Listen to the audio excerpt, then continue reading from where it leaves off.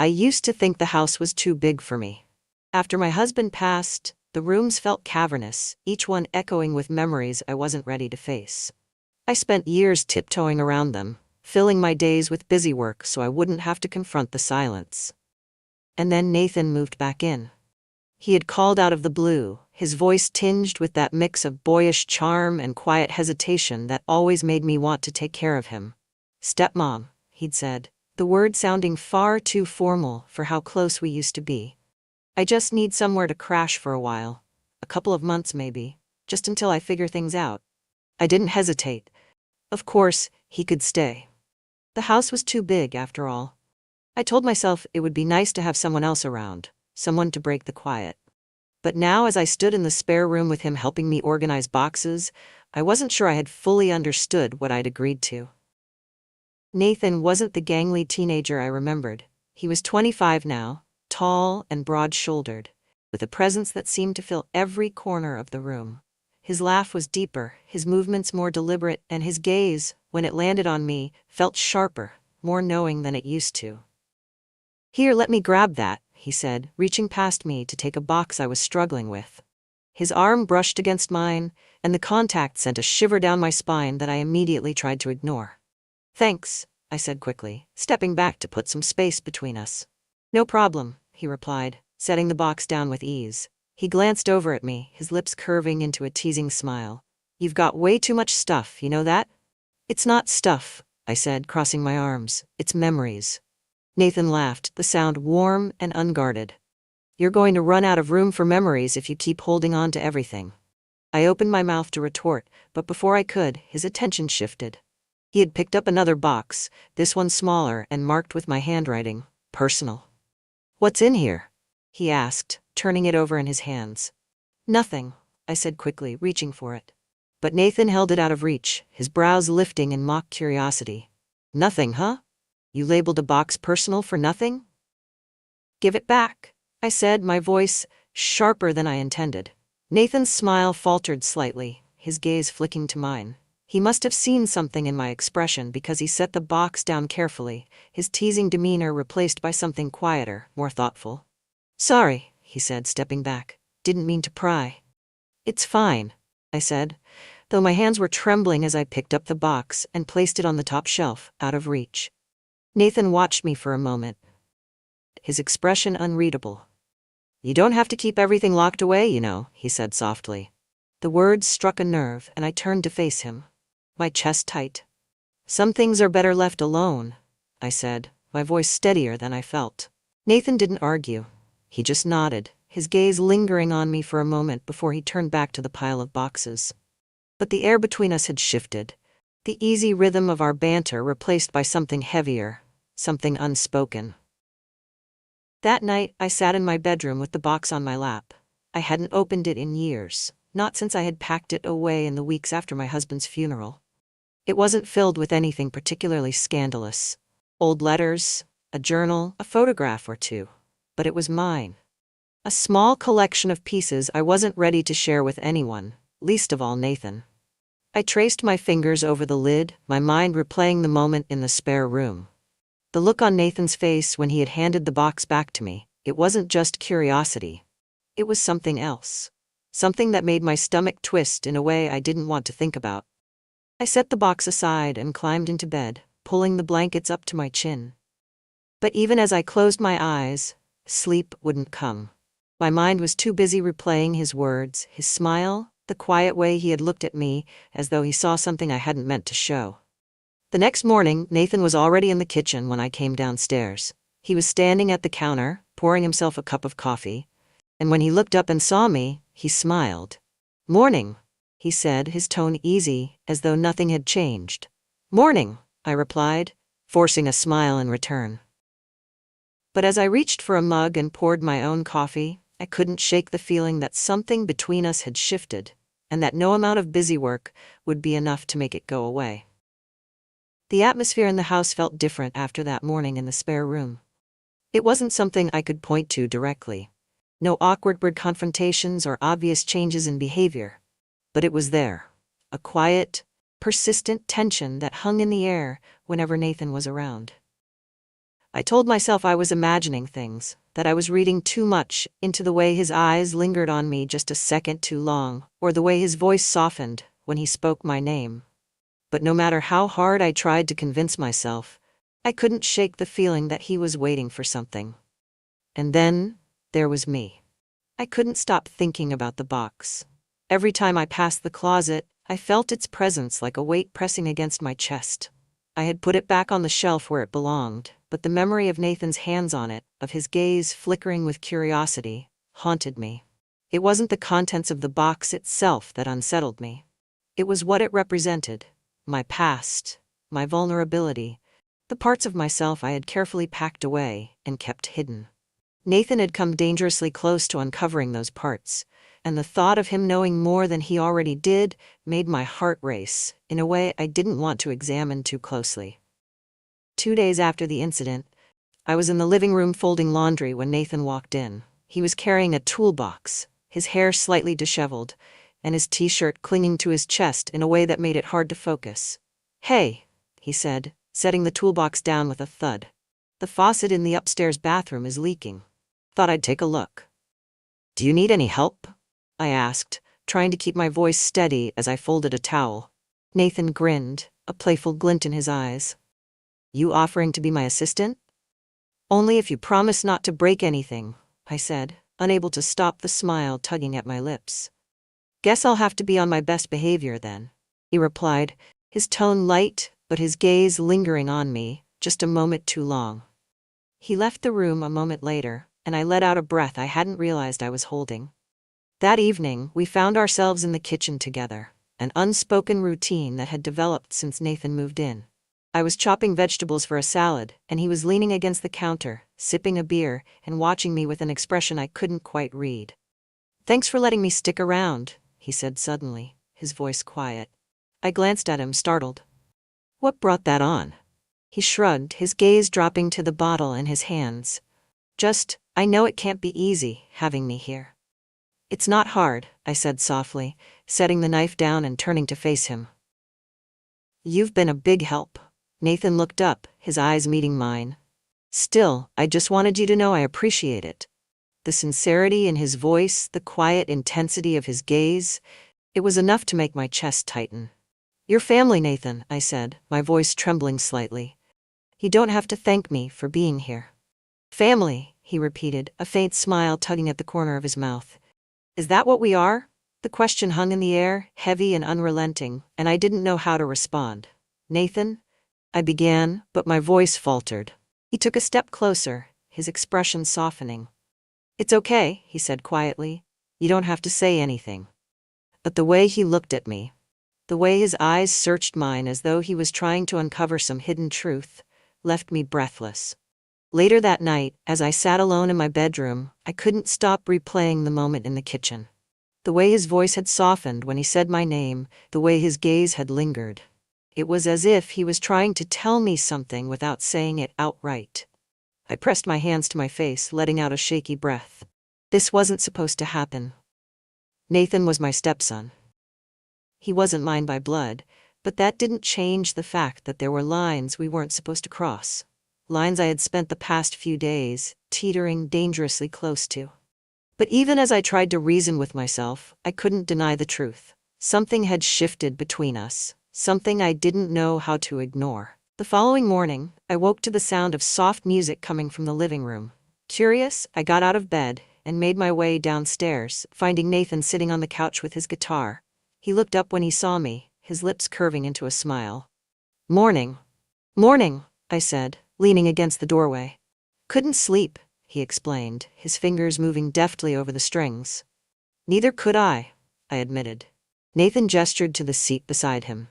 "Want to sit?" I hesitated, my chest tightening, but then I nodded and crossed the room to join him. As he played, the music filled the space between us, soft and soothing. For a while, we didn't speak, the quiet rhythm of his guitar saying more than words ever could. But even in the stillness, the tension between us remained, unspoken but undeniable. And I couldn't help but wonder how much longer we could keep pretending nothing had changed. The morning air was crisp, with the faintest chill, hinting that autumn wasn't far off. I was in the garage, sleeves rolled up and hands dusted with dirt as I sorted through a pile of old gardening tools. Cleaning the garage had been on my to-do list for years, one of those projects I always meant to tackle but never quite got around to. Nathan appeared in the doorway, his shadow stretching across the cluttered floor. "You started without me?" he asked, a teasing lilt in his voice. I glanced over my shoulder, brushing a strand of hair out of my face. "I didn't think you'd be interested." "Well, you thought wrong," he said, stepping inside. "What's the plan?" I couldn't help but smile at his enthusiasm.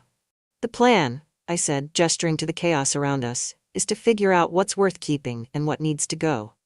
Nathan surveyed the mess, his hands on his hips. "So, everything needs to go?" "Not everything," I said, laughing despite myself. "But most of it, probably." "Got it," he said, rolling up his sleeves. "Where do you want me to start?" For the next few hours, we worked side by side, sorting through boxes and bins. The garage was a treasure trove of forgotten memories. Old Christmas decorations, rusty tools, a box of photographs from a long-ago vacation. "Look at this," Nathan said, pulling out a pair of roller skates. I glanced over, my chest tightening at the sight of them. "I used to love those," I said softly. "Your dad bought them for me years ago. We'd go skating down by the boardwalk." Nathan's expression softened, and for a moment, neither of us spoke. Then he smiled, holding them out to me. "Think they still fit?" "Probably not," I said, laughing as I took them from him. "But I'm keeping them anyway." "Fair enough," he said, his voice warm. As the day wore on, the sun climbed higher in the sky and the garage began to take shape. The piles of clutter slowly shrank, replaced by neat stacks of labeled boxes and organized shelves. Nathan found an old radio in one of the boxes, and to my surprise, it still worked. He tuned it to a classic rock station, the familiar notes of a Fleetwood Mac song filling the space around us. "Now we're talking," he said, grinning as he set the radio on a shelf. I rolled my eyes, but I couldn't help smiling as he started singing along, his voice low and surprisingly good. "You know," I said, shaking my head, "you're not half bad." "Not half bad," he repeated, feigning offense. "I'll have you know, I was in a band in college." "Oh, really?" I said, raising an eyebrow. "Yep," he said, leaning casually against the workbench. "We weren't famous or anything, but we had fun." I laughed, the sound light and unguarded. It felt good, better than I'd felt in a long time. By the time we called it a day, the garage looked better than it had in years. The clutter was gone, replaced by a sense of order and accomplishment. Nathan wiped his hands on a rag, his expression satisfied. "Not bad for a day's work," he said. "Not bad at all," I agreed, leaning against the workbench. He looked at me then, his gaze steady and unflinching. "You know, you're kind of amazing," he said softly. The words caught me off guard and I felt my cheeks flush. "What are you talking about?" "Just the way you handle everything," he said, his voice quiet but sincere. "You've been through so much, but you keep going. You're stronger than you think." His honesty, his openness. It left me breathless. "Nathan?" "You don't have to say anything," he said quickly, his tone gentle. "I just wanted you to know." The silence that followed was thick and charged, and I didn't know what to do with it. That evening, we sat on the porch together, a bottle of wine between us. The sun was setting, painting the sky in shades of orange and pink, and the air was cool and still. Nathan poured me another glass, his movements slow and deliberate. "To a job well done," he said, raising his glass. "To a job well done," I echoed, clinking my glass against his. We sipped in silence for a while, the quiet stretching out between us like a bridge.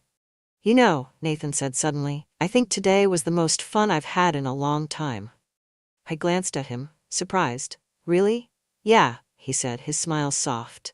"It's been a while since I've felt, I don't know, at home, I guess." His words struck a chord, and I felt my chest tighten. "I'm glad," I said softly. He looked at me then, his gaze lingering. "Me too," he said quietly. The way he said it, the way his voice wrapped around the words, it was enough to make my breath hitch. I looked away, my heart pounding in my chest. "We should probably call it a night," I said, my voice trembling. "Yeah," Nathan said, though he didn't move right away. For a moment we just sat there, the tension between us thick and unspoken. And then, slowly, he reached out, his hand brushing lightly against mine. The touch was brief, fleeting, but it was enough to send a shiver through me. "Nathan," I began, but I didn't know what I was going to say. He pulled his hand back, his expression soft but unreadable. "Good night," he said, standing and heading inside. I sat there long after he was gone, the warmth of his touch lingering on my skin. And for the first time, I let myself wonder what it might mean. The house was dark and still when I finally made my way inside. I had stayed on the porch longer than I should have, my thoughts circling endlessly around the way Nathan's hand had brushed against mine, the way his voice had softened when he said good night. I told myself I was being ridiculous. It was a fleeting moment, nothing more. But no matter how many times I repeated the words in my head, they rang hollow. I climbed the stairs quietly, careful not to wake Nathan, though the truth was, I didn't know if he was asleep. The thought of him lying awake, thinking about the same things I was, sent a shiver through me. In my room, I turned on the small lamp by the bed and sank onto the mattress, letting out a shaky breath. The day had been long, full of small, unexpected moments that had left me feeling raw and unsteady. I didn't know how to make sense of it, of the way Nathan looked at me, the way his presence filled the space around me like something solid and real. It was as though the air between us had changed, charged with a tension that neither of us could name but both of us could feel. I was still sitting there, lost in thought, when I heard it. The faint creak of a floorboard outside my door. My breath caught, and a moment later, there was a soft knock. "Come in," I said, my voice trembling slightly. The door opened slowly and Nathan stepped inside. He was barefoot, wearing a plain t-shirt and pajama pants, his hair slightly tousled as though he had been lying down. "Did I wake you?" I asked, my heart pounding. He shook his head, leaning against the doorframe. "No, I couldn't sleep." "Me neither," I admitted, my hands twisting together in my lap. For a moment, neither of us spoke. The silence between us was thick, heavy with all the things we weren't saying. "Mind if I sit?" Nathan asked finally, his voice low. I hesitated, then nodded, shifting slightly to make room. He crossed the room and sat down beside me, the mattress dipping under his weight. The closeness was almost unbearable. I could feel the warmth of him, the steady rhythm of his breath, and it took everything in me not to lean into him. "Today was nice," he said after a while, his voice breaking the quiet. "Yeah," I said softly. "It was." Nathan turned to look at me, his gaze steady. "You work too hard, you know that?" I let out a soft laugh, though there was no humor in it. "Keeps me busy," I said, avoiding his eyes. "Maybe you don't have to be so busy all the time," he said gently. I shook my head, my chest tightening. "It's easier that way," I admitted, my voice barely above a whisper. "Easier doesn't mean better," Nathan said quietly. The simplicity of his words left me breathless. I turned to look at him, my eyes searching his face for something I couldn't name. "Nathan, why are you here?" His brow furrowed slightly, as though the question had caught him off guard. "Because I wanted to make sure you were okay," he said simply. "I'm fine," I said quickly, though the words felt hollow even as I spoke them. "No, you're not," he said softly, his gaze unwavering. The truth of his words hit like a blow, and I felt my throat tighten. "Nathan, I don't." "You don't have to pretend with me," he said, cutting me off gently. The vulnerability in his voice, the quiet intensity in his gaze, it was too much. The tears came before I could stop them, hot and unrelenting, and I covered my face with my hands, letting out a shaky breath. Nathan didn't hesitate. He reached out, pulling me into his arms, holding me tightly as I cried against his chest. "It's okay," he murmured, his voice steady and soothing. "You don't have to do this alone." His words, his touch, they broke something in me. I clung to him, my hands fisting in the fabric of his shirt as the sobs racked my body. "I've been so alone," I whispered, the words tumbling out between broken breaths. "For so long." "You're not alone anymore," he said firmly, his hand moving in slow, soothing circles across my back.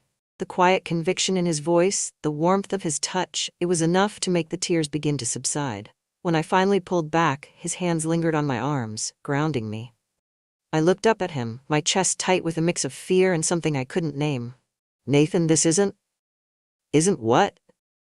he asked gently, his gaze searching mine. "This isn't how it's supposed to be," I said, my voice trembling. "Who says?" he asked softly. I couldn't answer him. The truth was, I didn't know. The silence between us stretched, thick and unrelenting, and I felt my breath catch as his hand moved to my face, his thumb brushing lightly against my cheek. You deserve to feel something again, he said quietly. His words left me breathless, and before I could stop myself, I leaned into his touch, my eyes closing as a shaky breath escaped me. Nathan, I whispered, but whatever I was going to say was lost as his forehead rested against mine, the closeness sending a shiver through me. You don't have to be scared, he said softly. But I was. I was terrified, and yet I didn't pull away. The next morning was bright and crisp, the sunlight streaming through the kitchen windows, as though the night before hadn't happened. I stood at the counter, pouring myself a cup of coffee, but my hands trembled slightly as I gripped the mug. Sleep had eluded me, my thoughts circling endlessly around the way Nathan had held me, the warmth of his touch, the way his words had unraveled something inside me. When I heard his footsteps on the stairs, my heart jumped, a flutter of nerves and anticipation that I tried to ignore. Morning, he said as he walked into the kitchen, his voice soft but steady. Morning, I replied, keeping my gaze fixed on the coffee. He moved to the fridge, pulling out the carton of orange juice and pouring himself a glass. For a moment, the only sound was the quiet hum of the refrigerator and the clink of glass against the counter. I couldn't look at him. Not yet. You okay?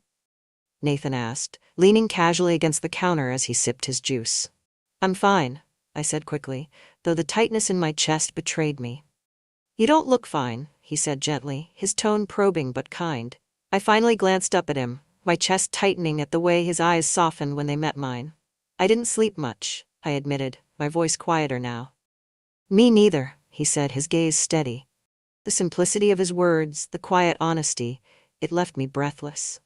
I looked away, my fingers tightening around the handle of my mug. Nathan, about last night. You don't have to say anything, he said quickly, cutting me off. No, I do, I said, my voice trembling slightly. I don't know how to do this. You don't have to know, he said softly, taking a step closer. We'll figure it out. The space between us felt impossibly small, and I could feel the warmth of him, the quiet strength in his presence. My heart pounded in my chest, my breath catching as his hand brushed lightly against mine where it rested on the counter. The touch was fleeting, barely there, but it sent a shiver through me that I couldn't ignore. I glanced up at him, startled, and the look in his eyes stopped me cold. It was unguarded, raw, filled with a mix of longing and uncertainty that mirrored my own. Nathan, I began, but I didn't know what I was going to say. You don't have to say anything, he said again, his voice barely above a whisper. But I couldn't stay silent. This isn't supposed to happen, I said softly, my voice trembling. Why not? He asked, his tone gentle but insistent. Because it's not right, I said, though the words felt hollow even as I spoke them. Does it feel wrong? He asked, his voice steady.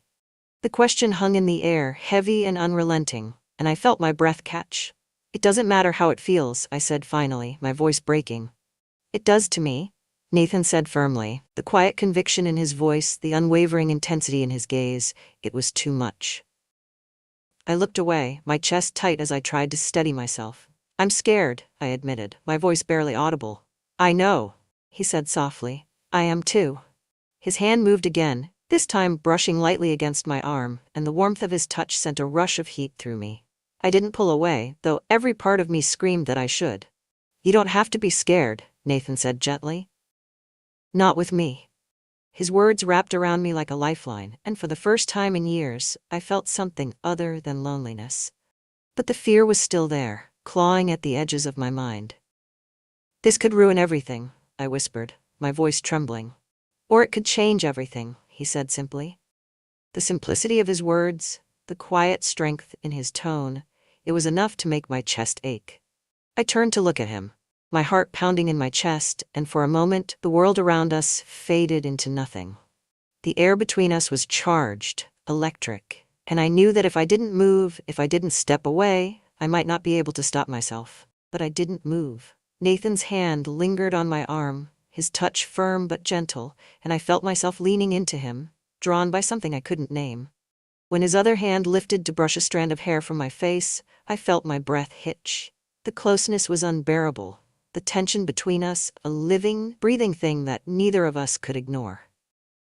Nathan, I whispered, my voice breaking. I know, he said softly, his forehead resting lightly against mine. The The moments stretched, fragile and infinite, and I knew we were teetering on the edge of something we couldn't come back from. But in that moment, I wasn't sure I wanted to. The day passed in a blur. I busied myself with tasks that didn't need doing, anything to keep my mind from wandering back to that moment in the kitchen. Nathan's hand on my arm, his forehead brushing mine, the quiet intensity in his voice when he said, "You don't have to be scared." But no amount of dusting or rearranging could erase the warmth of his touch or the memory of the way he looked at me, like I was something fragile but worth holding on to. When night finally came, I thought I might find relief in the quiet, but the stillness of the house only amplified the storm inside me. I tossed and turned in bed, the sheets tangled around my legs as my mind raced. And then, just as I was teetering on the edge of sleep, I heard it again. The soft creak of the floorboards outside my door. A part of me hoped he would walk past back to his room. Another part of me, the part I didn't want to admit existed, hoped he wouldn't. There was a soft knock, barely audible over the sound of my own heartbeat. "Come in," I said, my voice trembling. The door opened slowly, and Nathan stepped inside. He didn't turn on the light, but the faint glow of the moon streaming through the curtains illuminated his face, his features etched with something I couldn't quite name. "I didn't mean to wake you," he said softly. "You didn't," I replied, sitting up and pulling the blanket around my shoulders. "I couldn't sleep." He hesitated for a moment, then closed the door behind him and leaned against it. "Me neither." The air between us was thick, heavy with everything we weren't saying. I didn't know how to break the silence, didn't know if I even wanted to. Nathan took a step forward, his movements slow and deliberate. "I've been thinking about what you said earlier," he began, his voice low. I looked away, my chest tightening. "Nathan, Just let me finish," he said gently, cutting me off. I nodded, my hands clutching the blanket tightly. "I know this isn't typical," he said, his gaze unwavering. "I know there are reasons we shouldn't feel this way. But I also know that I can't stop thinking about you." His words left me breathless, and I felt my throat tighten. "Nathan, this isn't right," I said softly, though the words sounded hollow even to my own ears. "Does it feel wrong to you?" he asked, his voice steady. I couldn't answer him. I didn't trust myself to. He stepped closer, his hand resting lightly on the edge of the bed. "Because it doesn't feel wrong to me," he said quietly. "It feels like the first thing that's made sense in a long time." The honesty in his voice, the quiet vulnerability in his gaze, it unraveled me. "Nathan, I don't know how to do this," I admitted, my voice barely above a whisper. "You don't have to," he said softly. "We'll figure it out together." The simplicity of his words, the quiet conviction in his tone, it was enough to make my breath hitch. Before I could stop myself, I reached out, my fingers brushing lightly against his hand. The touch was tentative, hesitant, but it sent a shiver through me that I couldn't ignore. Nathan's hand turned, his fingers curling around mine in a gentle but firm grip. His other hand moved to my face, his thumb brushing lightly against my cheek. "You deserve to feel something again," he said softly, his voice breaking. The tears came before I could stop them, hot and unrelenting, and I felt my chest tighten as he pulled me into his arms. "It's okay," he murmured, his voice steady and soothing. "You don't have to be alone anymore." His words, his touch, they broke something in me. I clung to him, my hands fisting in the fabric of his shirt as the tears spilled over. When I finally pulled back, his hands lingered on my arms, grounding me. His gaze searched mine, unflinching and full of something I couldn't name. And then, as though pulled by some invisible force, he leaned in. The first brush of his lips against mine was soft, tentative, as though he was waiting for me to pull away. But I didn't. Instead, I leaned into him, my hands moving to his shoulders as the kiss deepened. It was slow at first, almost cautious, but the warmth of his mouth, the steady strength of his hands on my back, unraveled me completely. It wasn't just a kiss, it was a release. A breaking of all the walls I had spent years building around myself. When we finally pulled apart, our breaths were ragged, our foreheads resting together. I could feel the rapid thrum of his heartbeat against mine, and it mirrored the rush of blood in my ears. "This is crazy," I whispered, my voice trembling. "Maybe," he said, his lips brushing lightly against mine. "But it's real." The sincerity in his voice, the quiet strength in his gaze, It was enough to make my chest ache. For the first time, I let myself believe him. I woke to the soft glow of early morning light filtering through the curtains, casting the room in muted gold. For a moment, I didn't move, my body warm and cocooned in the quiet stillness of the house. But as my senses returned, the events of the night before came rushing back, and my chest tightened. Nathan. I turned my head and found the space beside me empty, the blanket slightly rumpled but cool to the touch. For a fleeting second, I felt panic rise, wondering if he had left to avoid the inevitable conversation that hung in the air between us. But then I heard movement downstairs, the faint clatter of dishes, the low hum of his voice as he murmured something I couldn't make out. Relief washed over me, and I let out a shaky breath, my heart still racing as I sat up and ran a hand through my hair. I took a moment to steady myself, to gather the courage I wasn't sure I had, before slipping out of bed and padding downstairs. The smell of coffee greeted me as I entered the kitchen. Nathan was standing at the stove, barefoot and shirtless, his broad back turned to me as he flipped something in a pan. He glanced over his shoulder when he heard me, a soft smile curving his lips. "Morning," he said, his voice warm and easy. "Morning," I replied, my voice quieter than I intended. Nathan turned back to the stove, his movements relaxed. "I made eggs," he said, gesturing to the counter where 2 plates sat, already prepared. I stepped closer, my heart pounding in my chest as I took in the casual intimacy of the moment, the way he moved so comfortably in my space, the way his presence filled the room without feeling overwhelming. "Thank you," I said softly, taking a seat at the table.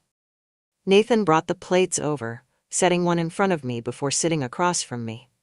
For a moment, neither of us spoke, the silence between us filled with the soft clink of silverware and the occasional creak of the old wooden chairs.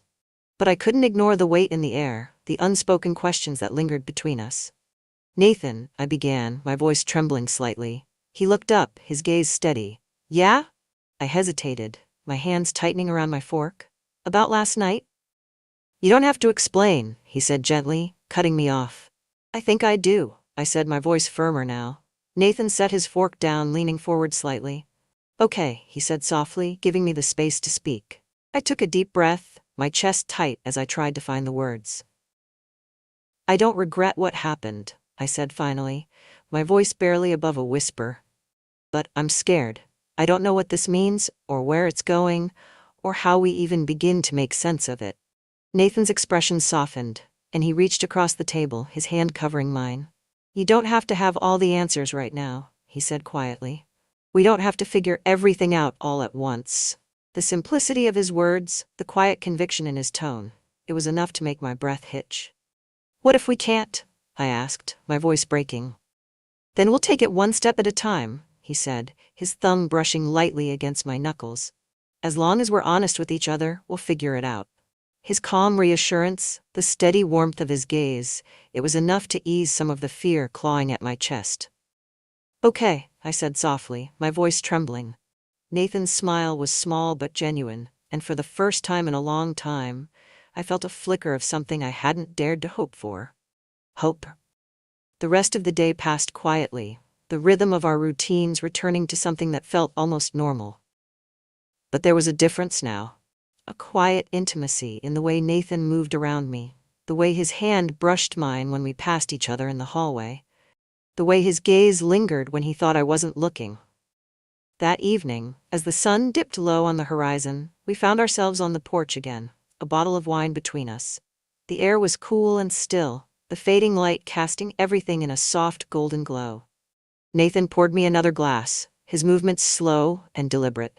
"To whatever comes next," he said, raising his glass. I hesitated for a moment, then raised mine as well. "To whatever comes next," I echoed. Our glasses clinked softly, and I took a sip, the warmth of the wine spreading through me like a balm. "I never thought I'd feel like this again," I admitted, my voice quiet. Nathan turned to me, his expression thoughtful. "Like what?"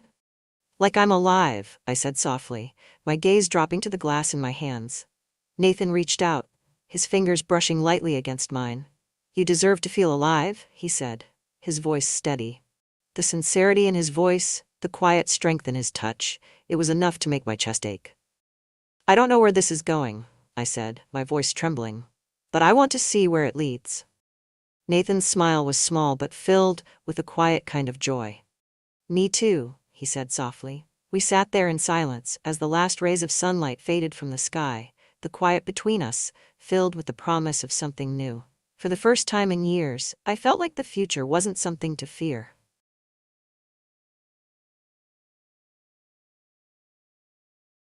The straps of my sundress fell from my shoulders at the worst possible moment, leaving me frozen in front of the mirror as I fumbled with my bra. The faint creak of the bedroom door pulled my attention, and when I turned, there he was. Ethan, my stepson, standing in the doorway. My heart stopped. His hand lingered on the doorknob, and for a moment he didn't move. Neither did I. I didn't mean to interrupt, he said finally, his voice low, almost hesitant. You shouldn't be here. I stammered, yanking the straps back into place, though my cheeks burned with the humiliation of being caught like this. But he didn't leave. He stood there, his gaze flickering from the undone straps to my face, an expression I couldn't quite place crossing his features. Ethan, I said sharply, breaking the silence. Right, he muttered, finally stepping back and closing the door behind him. I sank onto the bed, my hands trembling as I tried to steady my breathing. It was an accident, I told myself. Just an awkward moment that neither of us would talk about again. But even as I thought it, I couldn't shake the way his eyes lingered, the way the air felt heavier in that fleeting moment. By the time I ventured out of the bedroom, Ethan was in the kitchen, casually scrolling on his phone like nothing had happened. But when his gaze met mine across the room, I knew. Whatever line had existed between us was no longer there. It had been crossed. I married Daniel 10 years ago. He was older, established, and offered me the stability I craved after a tumultuous first marriage.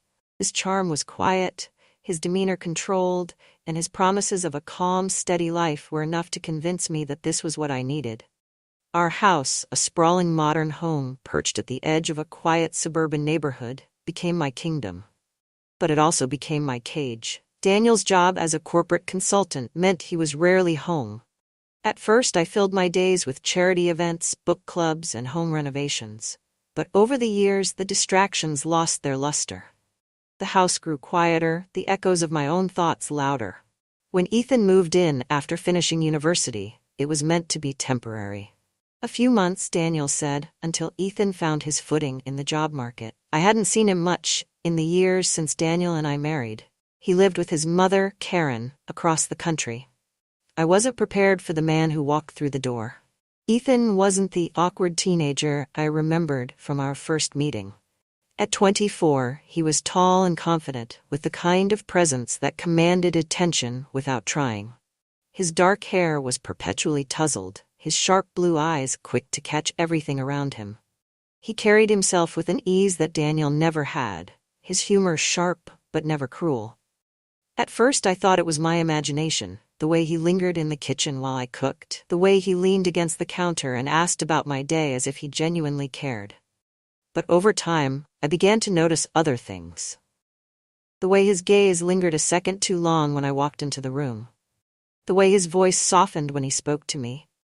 The way he always seemed to find reasons to be close. The incident with the dress changed everything. It wasn't just the moment itself, the intimacy of being caught in such a vulnerable position, but the way it lingered between us afterward. Ethan didn't mention it, and neither did I. But the tension between us grew, unspoken but undeniable. One evening, about a week later, we were sitting in the living room. The TV played softly in the background, but neither of us was watching. I was reading, or at least pretending to, while Ethan scrolled on his phone. "Do you ever feel like this house is too big?" he asked suddenly. I looked up, startled by the question. "What do you mean?" He shrugged, his eyes still on his phone. "It just feels empty sometimes, like it's meant for more people." I set my book down, studying him. "You didn't grow up here. It's always been like this for me." He glanced at me then, his gaze steady. "Doesn't it get lonely?" His question hung in the air, and for a moment, I didn't know how to answer. "Sometimes," I admitted finally. Ethan nodded as if he already knew. "Me too." Daniel called later that night, his voice distant as usual. He was staying an extra 2 days for meetings, leaving the house to Ethan and me. After I hung up, I wandered into the kitchen to make tea. Ethan was already there, leaning against the counter with a glass of water in hand. "Late call from Daniel?" he asked, his tone casual. "Another extension," I said with a shrug. Ethan smirked. "Does he even live here anymore?" The question stung more than I expected. "Work is important to him," I said, though the words felt hollow. "Must be nice," Ethan replied, his voice soft but pointed. "To be so busy you don't notice what's happening right in front of you." I frowned, unsure of his meaning. "What are you talking about?" Ethan stepped closer, his expression unreadable. "Nothing," he said after a moment, his lips twitching into a small smile. "Just thinking out loud." But the weight of his words lingered long after he left the room. The following day, I found myself in the garden, pruning the roses that lined the stone path. Ethan appeared behind me, his footsteps light as he joined me. "Need help?" he asked, his voice easy. I glanced at him, surprised. "You know anything about gardening?" "Not a thing," he admitted, grinning. I handed him the shears anyway, guiding him as he awkwardly trimmed a few branches. His hands were steady, his movements precise as he followed my instructions. "This is kind of relaxing," he said after a while. I laughed softly. "Better than staring at your phone all day?" "Much," he said, his gaze meeting mine. The moment stretched, and I felt the now familiar flutter of tension between us. I looked away first, my cheeks warming under his steady gaze. That night, as I lay in bed, I couldn't stop thinking about Ethan. The way he moved through the house, the way he looked at me, the way he seemed to see through every carefully constructed wall I had built. I told myself it was nothing, just an overactive imagination born from too much time alone. But deep down, I knew better. Ethan wasn't a boy anymore. And whatever was happening between us wasn't something I could ignore. The tension between us had become impossible to ignore. It simmered in every conversation, lingered in every glance. I told myself it was my imagination, a byproduct of loneliness and too much time alone with him in the house.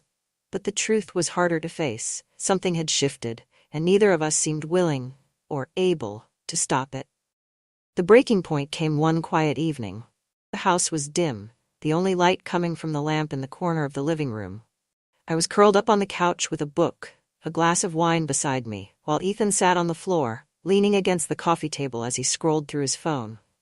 "Do you ever regret it?" he asked suddenly, breaking the silence. I looked up, startled. "Regret what?" "Marrying my dad," he said, his tone casual, but there was an edge to his words that made my chest tighten. I hesitated, unsure of how to answer. "Why would you ask that?" He shrugged, setting his phone down. "Just curious. You don't seem happy." His words hung in the air, cutting deeper than I wanted to admit. "Marriage isn't always about happiness," I said finally. "What is it about then?" "Stability. Partnership. Building a life together." Ethan's lips curved into a faint smile, but it didn't reach his eyes. "Sounds more like a business deal." I didn't respond, the truth of his observations stinging more than I cared to admit. The next day, the tension between us came to a head. I was in the kitchen, cleaning up after lunch, when Ethan walked in. He moved to the sink, washing his hands as I wiped down the counters. "I didn't mean to upset you last night," he said suddenly, his voice quiet. "You didn't," I replied, though my tone was sharper than I intended. He turned to face me, his expression earnest. "You don't have to pretend with me, Miranda." I froze, my breath catching. "What do you mean?" "I mean, I see it," he said, stepping closer. "The way you keep everything bottled up, the way you're always trying to hold it together." I shook my head, stepping back. "You don't know what you're talking about." "Don't I?" he asked, his gaze steady. "You deserve more than this, more than him." His words hit me like a punch to the gut. I opened my mouth to respond, but the words wouldn't come. Before I could think, before I could stop myself, I said, "Ethan, you can't say things like that." "Why not?" he asked, his voice soft but insistent. "Because it's wrong, or because it's true?" The first time it happened, it was almost accidental. We were in the library. The door closed behind us as we sorted through old photo albums Daniel had asked me to organize. I was sitting on the floor, surrounded by stacks of pictures, while Ethan leaned against the desk, flipping through an album. "Your dad was handsome when he was younger," I said, pointing to a photo of Daniel in his 20s. Ethan smirked. "You mean he peaked early?" I laughed, shaking my head. "Don't be mean."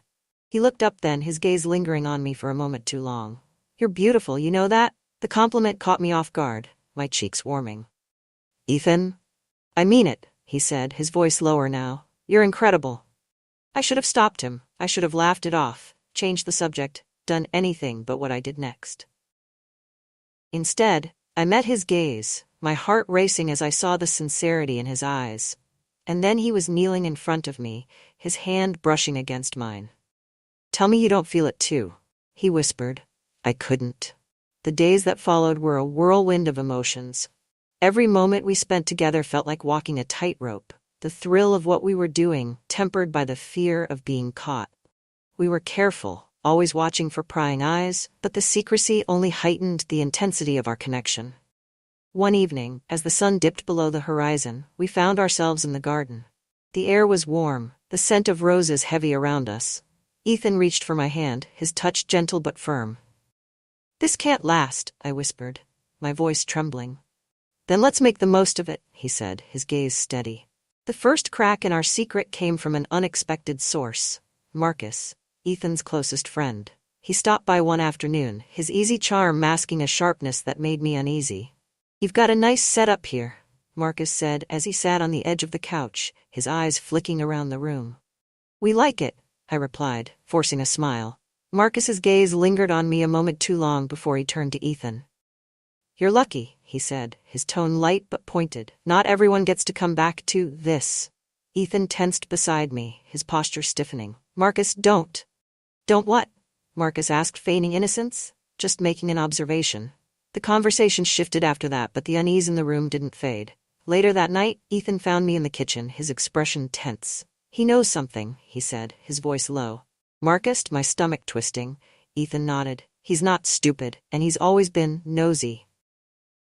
What do we do? I asked, the weight of the situation pressing down on me. Ethan stepped closer, his hand brushing against mine. We keep quiet. He doesn't have proof. I nodded, but the knot in my stomach didn't ease. Secrets have a way of inviting complications, and ours was no different. It wasn't long before the fragile world Ethan and I had built began to show cracks. The first complication came in the form of Marcus, whose easy grin and playful banter masked a sharper, more calculating nature. It started with a casual visit. Marcus appeared at the door unannounced one Saturday afternoon, a six-pack of beer in hand and a smirk on his face. Ethan had been helping me rearrange the bookshelves in the library, his usual charm making the tedious task feel less burdensome. Looks cozy in here, Marcus remarked as he strolled in, his sharp eyes taking in the scene. Marcus, Ethan said, his voice edged with surprise. What are you doing here? Thought I'd swing by, Marcus replied, leaning casually against the doorframe. Catch up, maybe. Didn't realize you were so busy. I forced a polite smile, stepping back from the bookshelves. We were just finishing up. Marcus's gaze flicked between us, a flicker of amusement crossing his face. Didn't mean to interrupt. The tension in the room was palpable, and I excused myself quickly, retreating to the kitchen. But even from there, I could hear their conversation, Marcus's teasing tone, Ethan's clipped responses, the subtle undertone of suspicion. Later that evening, Ethan found me in the kitchen, his expression tight. Marcus is nosy, he said, his voice low. He's your friend, I replied, though the unease in my chest mirrored his. That doesn't mean he doesn't notice things, Ethan said, running a hand through his hair. He knows me too well. What do you think he suspects? I asked, my voice trembling. Ethan hesitated, enough to be dangerous. The second complication came from Sophia, Daniel's business partner, whose sharp wit and unrelenting curiosity made her an unwelcome presence in my life. Sophia had always been more involved in Daniel's affairs than I was comfortable with. She had a knack for making herself indispensable, her loyalty to him bordering on obsessive. You look tired, Miranda, Sophia said one afternoon as she stopped by the house to drop off some documents for Daniel. I forced a smile, brushing off her comment. It's been a busy week. Busy with what? She asked, her gaze sharp. Just the usual, I replied, though the weight of her scrutiny made my pulse quicken. Sophia's lips curved into a smile that didn't reach her eyes. Daniel's lucky to have you holding things down at home. Not everyone could handle it. The insinuation in her tone wasn't lost on me, and I felt a flicker of unease. Sophia was the type to dig deeper than she needed to, and her presence felt like a threat I couldn't afford to ignore. The walls began to close in after that. Marcus's visits became more frequent, his jokes laced with an edge that left me uneasy. Sophia's questions grew more pointed, her appearances at the house less about business and more about observation. One evening, as I stood in the garden pruning roses, Sophia appeared unexpectedly. "Beautiful flowers," she said, her voice startling me. I turned to find her standing at the edge of the garden, her arms crossed. "Sophia, I didn't hear you come in." "Daniel asked me to drop off some contracts," she said, her tone casual. "I thought I'd check the garden while I was here. It's always so peaceful out here." I forced a smile, though my hands trembled as I set down the shears. "It is one of my favorite places." Sophia stepped closer, her gaze flicking to the window where Ethan stood, watching us from the living room. "Ethan's grown into quite the young man, hasn't he?" My chest tightened. "He has." She tilted her head, studying me. "You seem close." "We've had more time to spend together lately," I said, keeping my tone light. "Must be nice," Sophia replied, her smile sharp. "Not everyone gets that kind of connection with their stepchildren." The turning point came during a dinner party at the house. Daniel had insisted on hosting, a rare display of enthusiasm that left me scrambling to prepare. Marcus and Sophia were both in attendance, their presence an unwelcome reminder of the precariousness of my situation. Throughout the evening, I felt their eyes on me, their subtle remarks and probing questions like needles under my skin. "You and Ethan make quite the team," Marcus said at one point, his tone light but his gaze piercing. "Ethan's been a big help," I replied, forcing a smile. "Must be nice having him around," Sophia added, her gaze sharp. "Especially with Daniel gone so often." I felt the blood drain from my face, but before I could respond, Daniel appeared, his hand on my shoulder. "Miranda keeps everything running smoothly," he said, his tone warm but possessive. For a moment, the tension in the room felt unbearable, the weight of their scrutiny suffocating. After the guests left, Ethan found me in the kitchen, his expression a mix of anger and concern. "They're trying to trap you," he said, his voice low. "I know," I replied, my hands trembling as I washed the dishes. "We need to be more careful," he said, stepping closer. I turned to face him, my chest tightening. "Ethan, this can't go on." His gaze softened, and he reached for my hand. "I won't let them ruin this. I won't let them ruin us."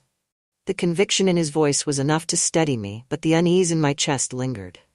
As the days passed, the cracks in our secret grew wider. Marcus's probing questions, Sophia's veiled remarks, Daniel's oblivious presence, it all felt like a ticking time bomb, and I couldn't shake the feeling that our time was running out. It started small, as these things often do. A misplaced item, a question asked too casually, a glance held a second too long. But small things have a way of snowballing, and before I knew it, the walls were closing in around us. The first major crack came when Daniel confronted me about my behavior.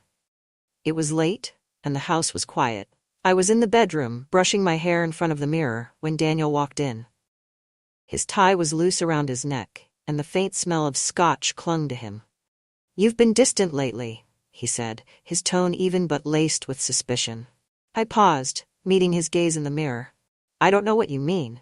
"You've been distracted," he pressed, stepping closer. "Is something going on I should know about?" My heart raced, but I forced myself to stay calm. "I've just been busy. The house, the garden, it's a lot to manage." Daniel's eyes narrowed slightly. "Is that all it is?" "Of course," I said, turning to face him. "What else would it be?" He studied me for a moment longer before nodding. "I hope you're not keeping anything from me, Miranda. You know how important honesty is to me." His words felt like a warning, and I forced a smile, my stomach churning as he turned and left the room. Things only escalated from there.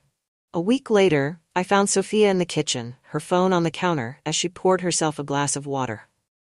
"Hope you don't mind," she said, glancing over her shoulder. "I let myself in."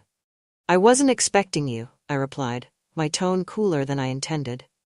"I had some documents for Daniel," she said, her gaze flicking to the living room where Ethan sat, engrossed in his laptop. "I thought I'd drop them off." Her eyes lingered on Ethan for a moment too long before she turned back to me, a faint smirk tugging at her lips. "He's quite the presence, isn't he?" I asked, feigning ignorance.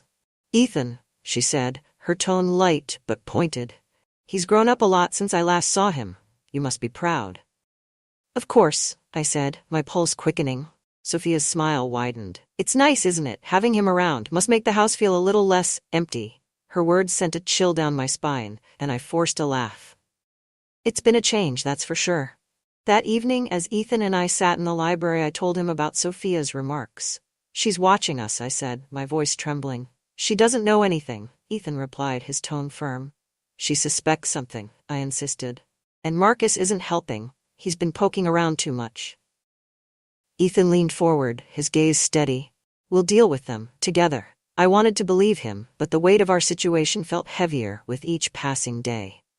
The breaking point came when Marcus cornered me at a neighborhood event Daniel had insisted we attend. The evening had been tense from the start, with Sophia hovering too close and Marcus's gaze following me wherever I went.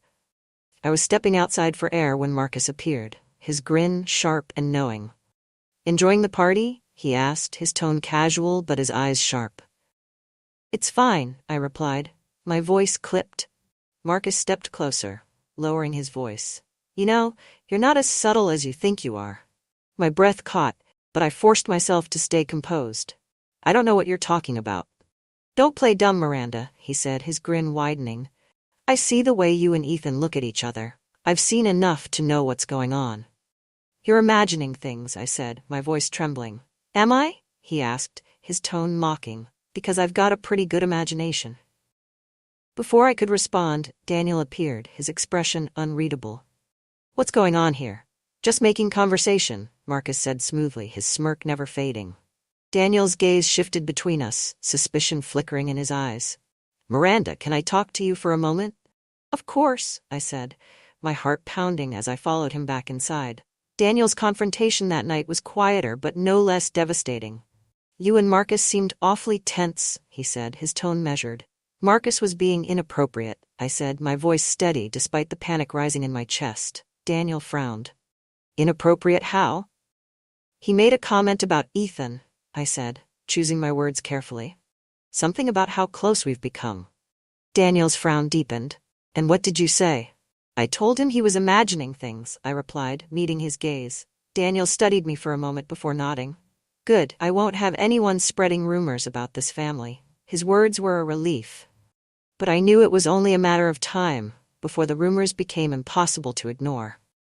The final twist came when Sophia revealed her hand. She stopped by the house one afternoon, her usual charm replaced by a quiet intensity that set me on edge.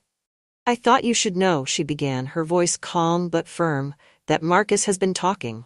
A lot. What are you talking about? I asked, my stomach twisting. About you and Ethan, she said, her gaze unwavering. I don't know if it's true, but Daniel won't take it well if he hears it from someone else. I froze, my mind racing. Why are you telling me this?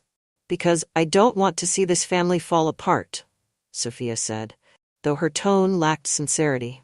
Her words were a warning, and I knew our time was running out. The storm broke on a quiet evening. The house was still, with only the faint hum of the dishwasher in the kitchen and the soft ticking of the clock in the living room. I had been pretending to read, my eyes scanning the same line of text over and over, when Daniel walked in, his expression sharper than I'd ever seen. Miranda, he said, his voice flat, we need to talk. My stomach dropped. I closed the book, setting it aside. What is it? Daniel remained standing, his gaze cold and calculating. Sophia told me something disturbing today, something about you and Ethan. The air left my lungs, but I forced myself to keep my expression neutral. What did she say? She said Marcus has been spreading rumors, Daniel replied. He claims there's something inappropriate going on between you and my son. I stood, my legs trembling. That's absurd. Marcus has always been jealous of Ethan. He's trying to cause trouble. Daniel crossed his arms, his gaze narrowing. Then why would Sophia feel the need to warn me? Why would Marcus even think he could say something like that? I don't know, I said, my voice shaking, but it's not true. Daniel stepped closer, his presence towering over me.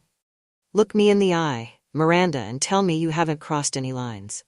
I opened my mouth, but the words wouldn't come. My silence hung between us like a confession. At that moment, Ethan appeared in the doorway, his face pale but determined. Leave her alone, he said, his voice firm. Daniel turned, his eyes narrowing.